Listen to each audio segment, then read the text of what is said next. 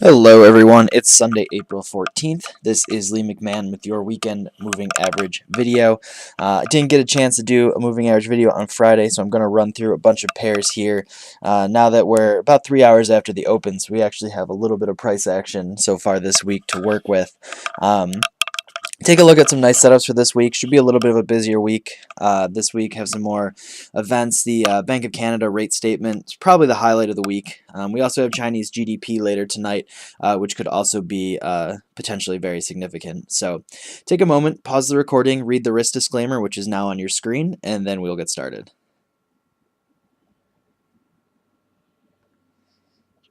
All right, so let's jump to the charts. We're going to start with pound dollar. Here we have a 4-hour chart of pound dollar. You can see we've been working our way higher.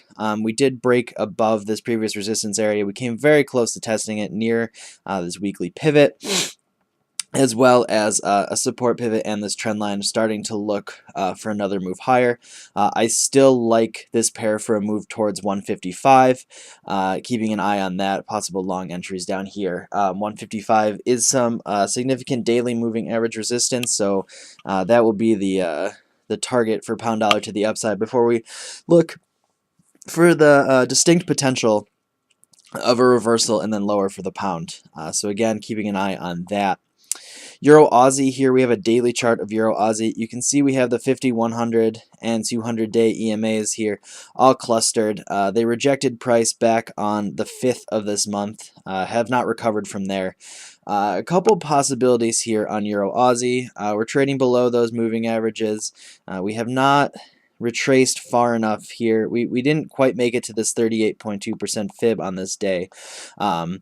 So we still have some fib resistance ahead after this significant move down, really starting back in February.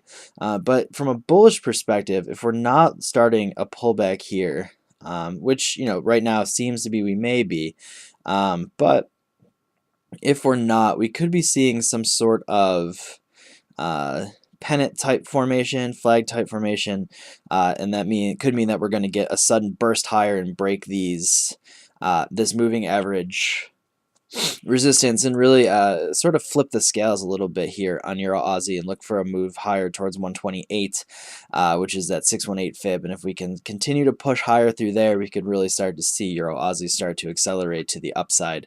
But still do need to contend with that significant moving average resistance right around 125.40 or so. Kiwi dollar, pretty choppy up here. Pullbacks towards this 85.33 figure, a little bit down from market. That's a previous high. You also want to obviously keep your eye on the fib levels from this rally. Those come in, if we start here at the low, draw it up to the high. Those come in really roughly, the ones you want to look at, 84.20, 83.60. Those are the 50 and 618% fibs. So those are also levels you want to keep an eye on here as Kiwi starts to unwind a little bit from that just extraordinary rally that we saw really back starting late March. Dollar yen, talking about this in the chat room, I'm looking at 97.50 to 97.60. That's a gap fill right near a 38 fib. There's some moving average support, some pivot support down there. Would love to see that gap fill and then a move higher.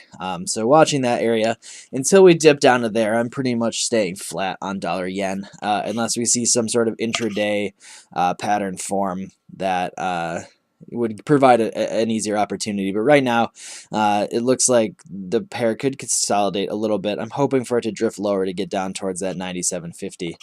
Dollar CAD, our long trade is looking good. I still expect a move up towards 105.50 for this pair. You can see we have this nice long consolidation after this significant rally back starting in January. We've been moving sideways for a while now. And I'm hoping that this is the time that we clear this channel and move higher here. This is a 4-hour chart. We do have some 4-hour moving average resistance currently at market, so we're watching that. But I would love to see it break this channel and continue higher at 3 or so 100 pips Euro pound, another nice potential here, sort of consolidating. A move above this double top at 85.57 would be very nice. On the other hand, a breakdown below 84.87 would also be nice. I don't really care for this pair. I'll take it in either direction, but I am watching this consolidation, just as I'm watching the consolidation here on euro dollar, just waiting for a breakout above 130.128 or below 130.26. Don't care. We'll take either side.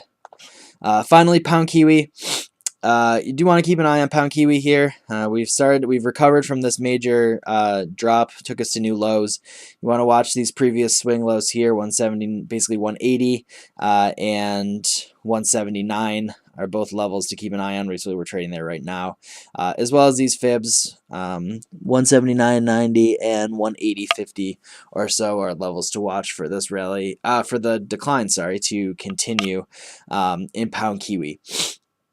So like I said, better trading opportunities this week, should have some more volatility, which should help. So looking forward to a very exciting, hopefully, week. Lots of good setups out there. If you have any questions, as always, find me in the chat room. I'm there, and we'll chat. So I hope you enjoyed this video. I hope it was useful. Have a great trading week, everyone, and I will talk to you soon.